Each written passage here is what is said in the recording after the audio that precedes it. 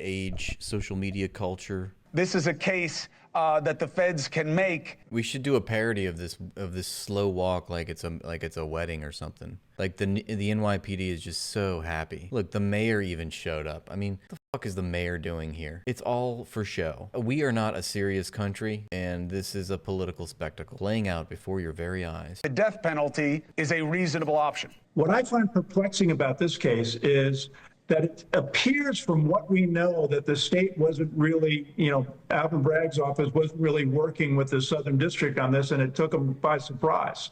That may not be the case, but it appears to be that way.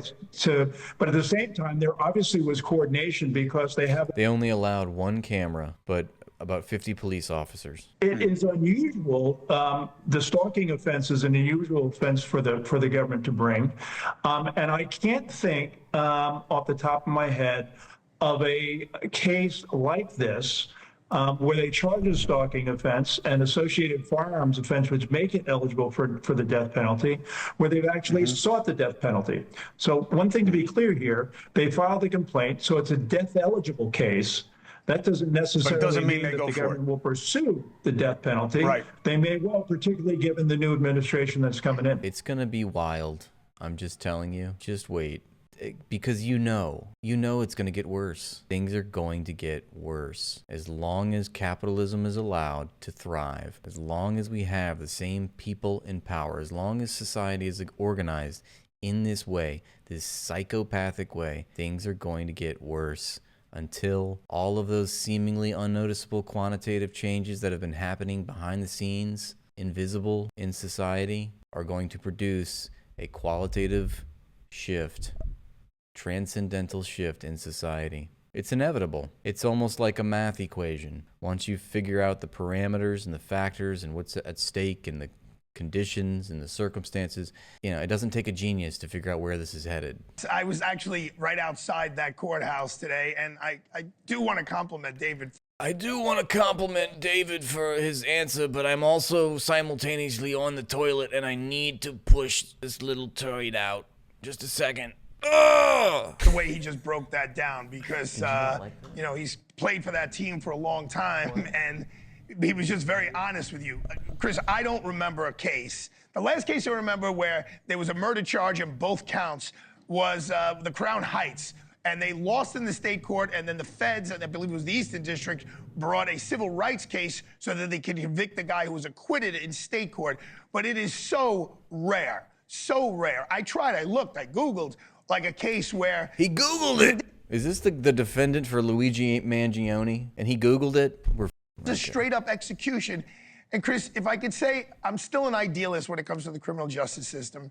And this is a perfect example to show that justice is not blind. This is a shooting, a one-on-one shooting. Okay, the motives are a little different here than the two guys in Inwood, New York, or in Bed-Stuy. One guy just pulls out a gun and shoots the other. They're charged with murder in the second degree, unfortunately, dozens of times a year. This case has gotten all of this extraordinary attention and federal attention. Why? The only way that this could be a political act, this meaning his shooting of a CEO of a private healthcare company, the only way that that could be deemed terrorism, which it is being deemed terrorism, which, as we all know, terrorism is an act of violence meant to instill fear in the public or force a political decision, then it necessarily follows that the killing of a private healthcare executive is a political act. In other words, our economy is political, and capitalism is intertwined with government and government policy. You follow me? Justice is supposed to be treating everyone the same.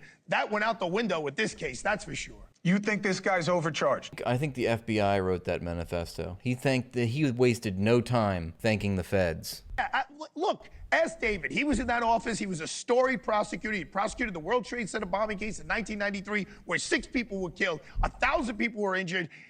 Ask him for an example. I think he honestly said he can't think of one where it's a straight-up murder case, one gun, one guy killing one other guy, where it's charged in state court, where it's supposed to be charged, and he overcharged it with this terrorism thing. It's a murder too. It's a straight up murder too. It's textbook. Wait, well, hold on. If they misclassify it, isn't that a grounds for, I mean, I'm no legal analyst or expert, but if they go for a first degree and they don't get it, he can't then be charged with second degree, can he? I feel like a first degree murder charge that brands him as a terrorist is wild. I mean, we all have seen the memes, surely, noting the double standard. And remember, there's the double standard everywhere you look in America, where we have this man right here who is now labeled a terrorist by the U.S. government, or at least accused of being a terrorist by the U.S. government. And meanwhile, the world court has deemed the Prime Minister of Israel a terrorist. So the international community feels that the Prime Minister of Israel is a terrorist. The United States, meanwhile, invites him to speak at Congress and instead considers the likes of Luigi Mangione a terrorist. So that's just an interesting double standard in the world that we live. It says a lot about the world we live in, where you have the United States government saying that here's a terrorist, but no, Netanyahu's not a terrorist. Basically, what I'm trying to say is that anybody that the United States calls a terrorist is most likely a freedom fighter, a resistance fighter, most likely attacking the correct people, the correct class of people. Most people don't know that the police aren't actually obligated to protect the public. That is very true. Remember that cops are working class traitors designed to protect and serve the property rights of the rich. The more you know, right? They're attack dogs for the rich. I'm just a walking encyclopedia of memes. That's really all that I am. David, I want to bring you in here, but just one point of context. The guy says multiple times he's doing this to send a message about the healthcare companies. To who? Who did he say it? Who did he say it to? He said it to himself, and he said it. Wait, what is it, Chris? I wanted him to say what it was. That is what? Terrorism? So you're saying that an attack on our economy is political? Cameras when he was being brought in. Well, he screamed something after the crime. And the bullets had the words written on them. Okay, but I mean, is that who? Look, I just think it's a stretch to go with the terrorist thing. Okay. I feel like I have a better answer than this guy, and he's the defense attorney. Do I have that right? I mean, to think of it as an act of terrorism against because somebody murdered the CEO of a private healthcare company must mean that the economy is controlled by the government, or you could say capitalists control the government. I mean, how is that a political act? I could see if it was, a state actor, but Brian Thompson was not a head of state or a state official. He was a private individual, and he ran a private corporation. So how is that a political? What does that have to do with the political angle? I'm just trying to understand here. They want to go with life without parole. That's the difference between 25 to life or life without parole.